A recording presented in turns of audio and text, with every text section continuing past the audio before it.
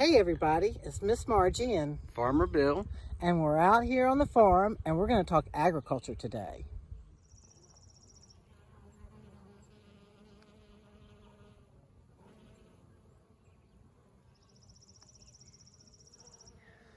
Right now I'm standing in my crimson clover patch.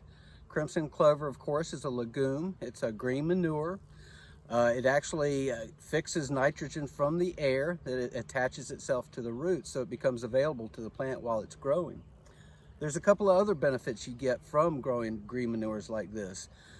First of all, it checks erosion. During the wintertime when we typically get our heavy rains, our soil is locked in place by the roots of this legume. Another thing is it eliminates weed competition. When I go to plant this and I've tilled this in, as you can see, it's very lush and the weeds don't really have a chance to get started. So that's a big benefit for me when I go to plant in the spring.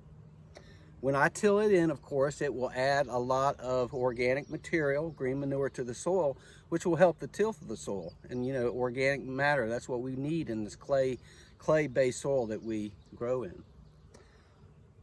I did plant this in the fall. It didn't grow very much. It actually grows just about an inch or so, just enough to show, and it stays that way all through the winter time when it's very cold.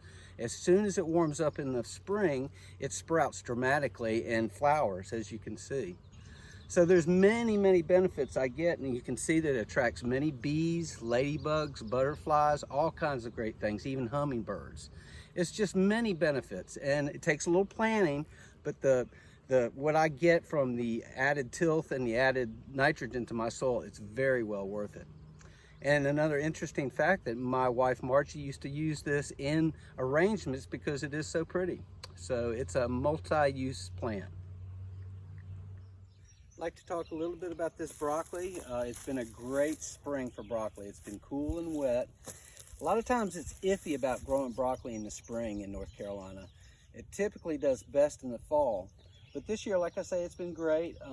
I did try a fall crop last year, and we had one of the driest falls ever. So when I planted the broccoli in, September, it didn't do anything all fall, and I was very disappointed until Margie and Will were out walking one day in January and noticed that the broccoli had finally put out heads, and it was in late January.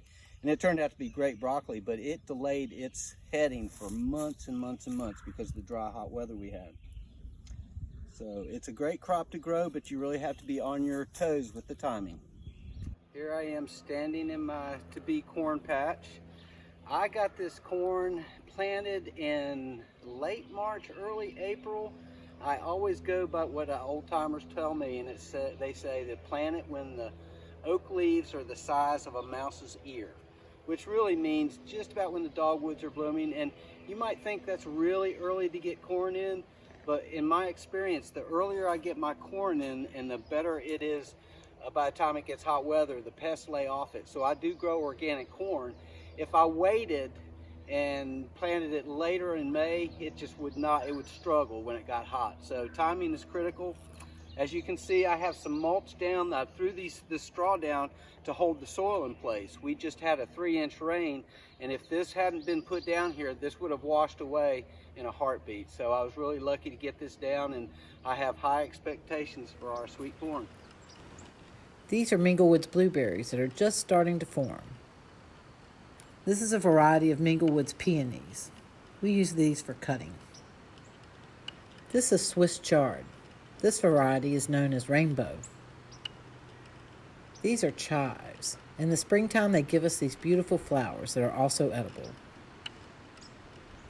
This is a flower of a snap pea. We'll be getting peas off of here in a few more weeks. These are Minglewood's beets on the left, purple and golden beets. And on the right is kohlrabi. It is a cross between cabbage and turnips. It's very sweet. This is green and purple kohlrabi. These are Minglewood's carrots on the left, the 2 rows on the left, and our garlic that was planted last fall on the right. These are Minglewood sunflowers. They're just starting to sprout out in the field.